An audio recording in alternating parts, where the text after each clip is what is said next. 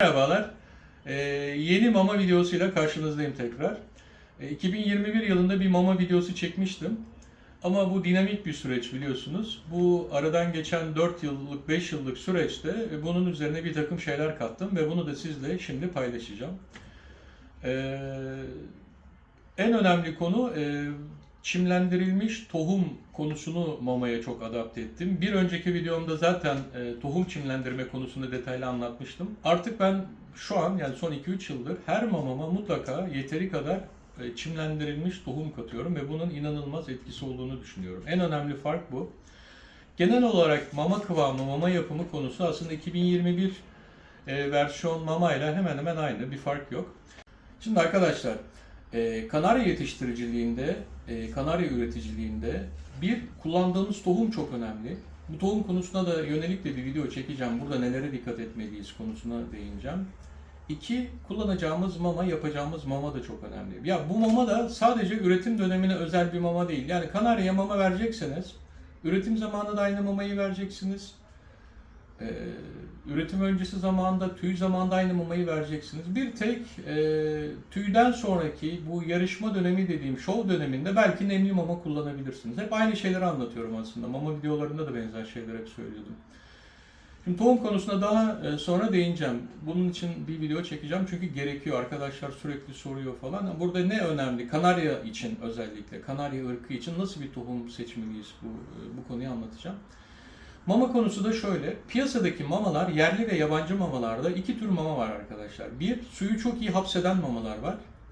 Mesela su döktüğünüz zaman o suyu işte çok iyi alan ve böyle pamuk gibi olan mamalar var. Çok iyi o suyu içine hapseden mamalar var. Bir de bu suyu içine iyi hapsedemeyen mamalar var. Ama bu suyu içine iyi hapsedemeyen mamaların hepsi genel olarak daha iyi, böyle daha tok mamalar, daha protein oranı yüksek mamalar, bana güven veren mamalar bir başka deyişle. Mamalar. Mesela bunların içinde yerlileri sayacak olursak Pak mama, Gazi mama, onun dışında Ovi Avis, Kıbrıs maması, bu mama da çok güzel. Ama bunlar maalesef hem protein oranı yüksek, iyi mamalar ama maalesef direkt su kattığımızda kullanamıyoruz bu mamayı. Biraz çamurlaşma oluyor, suyu çok iyi hapsedemiyor falan. Bir Rask kullanmamız lazım. Eskiden Rask diye bir ürün kullanıyorduk. Rask türü bir ürün kullanmamız lazım ama Rask gibi bir ürün kullanacağımıza suyu çok iyi hapseden mama kullanma fikri oluştu bende.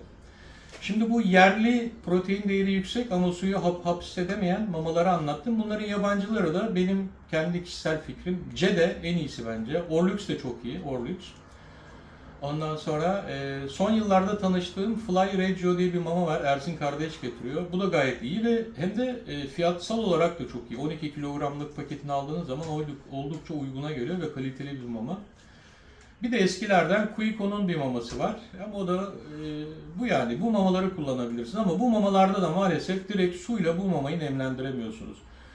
Nemlendirmekten kastım da şu, öyle bir mama yapmalıyız ki sabah verdiğimizde en azından öğlen 3'e 4'e kadar sıcak günlerde de o mama kokmadan nemli kalsın.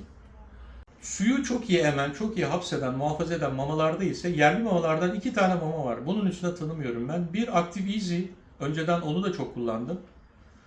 2 Pak mama. Pak mamada, Active Easy'de birbirine çok yakın mamalar bence ve suyu çok iyi hapsediyorlar. Direkt mesela 1/3 oranında su kattığınızda bayağı pamuk gibi oluyorlar ve asla çamurlaşma olmuyor.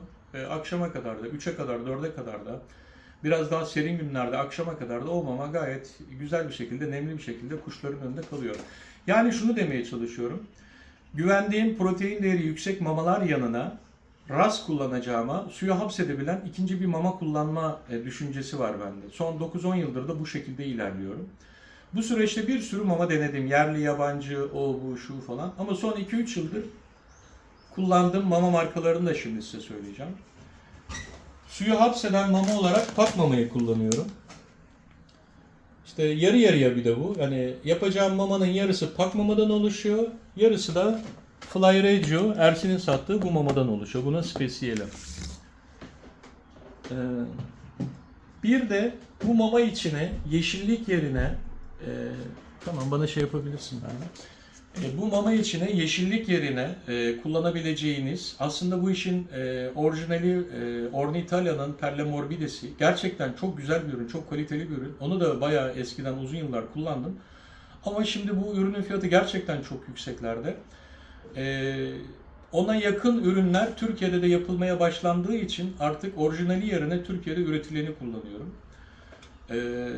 Bu amaçlı kullandığım ürün de Ration'un Perle Morbidesi. Bu ürünü de son 2 yıldır kullanıyorum. Bu ürünle ilgili bir takım olumsuzluklar da vardı ama Tanju abiyle şey yaparak, konuşarak zaman içinde bence bunları aştı. Şu an kullanılabilir seviyede. O ürünle nasıl kullanacağınızı şimdi mama yapım videosunda anlatacağım. Yani benim mamamın 3 tane ana unsuru var. Yarı yarıya pak mama kullanıyorum, yarı yarıya fly kullanıyorum. Bir de 1/5 oranında, 1/5 oranına yakın bir oranda, 1/5 oranını geçmeyecek şekilde de içine Perle Morbide koyuyorum. Ration'un Perle Morbidesinden koyuyorum. Şimdi hadi bu mama yapmaya başlayalım arkadaşlar. Şimdi ilk olarak pak mamamızı kullanalım. Pak mama spesiyel kullanıyorum. Bundan kabıma, bu benim ölçü birimle. Bu ölçü konusunu da bir önceki mamada detaylı anlatmıştım. Bence önemli bir konu. Hani dozaj, bunları tutturmanız önemli bir konu. Pak mamadan 7 ölçü kullanıyorum bugünkü yapacağım mamaya. 3 4 5 6 7. Evet, pak mamayla işimiz bitti. Sonra fly. 7 ölçüde bu fly'dan katıyorum.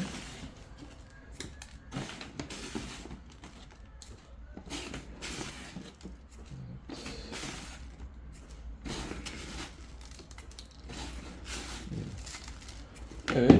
Yani 7 birim pak mama, 7 birim fly, toplam 14 birim içine şey katmış oldum, mama katmış oldum. Bir de prebiyotik katacağım. Şu an ben bu markayı kullanıyorum. Röhrent'in Enterobak'ını. Ama bu konu da çok abartılıyor. Bu prebiyotik konusuna yönelik de bir video çekeceğim. Gerçekten çok abartılıyor. Ben aldım, yine bunu kullanıyorum ama şöyle bir kaşık kadar bu 14 birim mamaya prebiyotik atıyorum. Yerli prebiyotikler de olabilir. Prebiyotik kullanmayabilirsiniz de bu kadar sık. Daha az kullanabilirsiniz bence. Bir de Nutribird olduğuna bakmayın. Bunun içinde şey var. Toz var. Yumurta kabuğu vesaire tozu var. Bir ölçüde bundan katıyorum. Bununla ilgili de bu şeyi de şey alıyorum. Neydi? Powermax'ın yumurta kabuğu tozu var. Onu alıyorum. Ya bununla ilgili de çok böyle profesyonel ürünler satılıyor. Yok işte Kals, Calci Lux falan tarzı. Çok para gerek yok. Kalsiyum neticede. Siz kendiniz de evde yumurta kabuklarını iyicene kaynatıp iyicene toz haline getirip her mamaya düzenli olarak katabilirsiniz. Bence aynı işi görür. Bunu böyle iyicene karıştırıyorum. Yani içine mama koydum. Biraz prebiyotik koydum. Biraz da kalsiyum koydum. Başka hiçbir şey koymadım. Bunu hemen hızlıca karıştırdım. Bir de mamaların olmazsa olmazı zeytinyağı kullanıyorum arkadaşlar. Güzel bir zeytinyağı kullanın. Böyle bir sprey şeye koyuyorum ben. Sezonda vallahi 3-4 litre kullanıyorum ben. Zeytinyağı gayet faydalı bir şey ve etkili bir şey. Buna yönelik yağ karışımı da yapan arkadaşlar var. İçine bir sürü yağ katan. Onlar da etkilidir ama onların içine katılan kekik yağı vesaire yağ bilmem ne yağ o mama tüketimini biraz düşürüyor.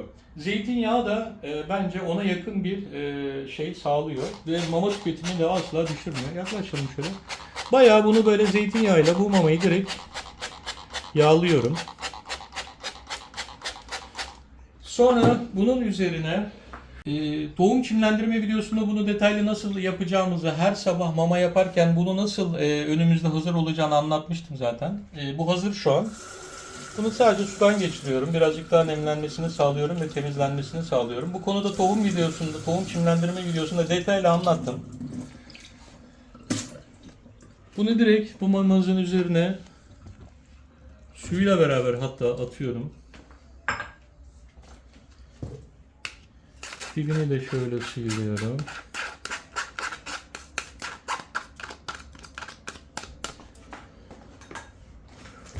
Sonra bunu karıştıracağım.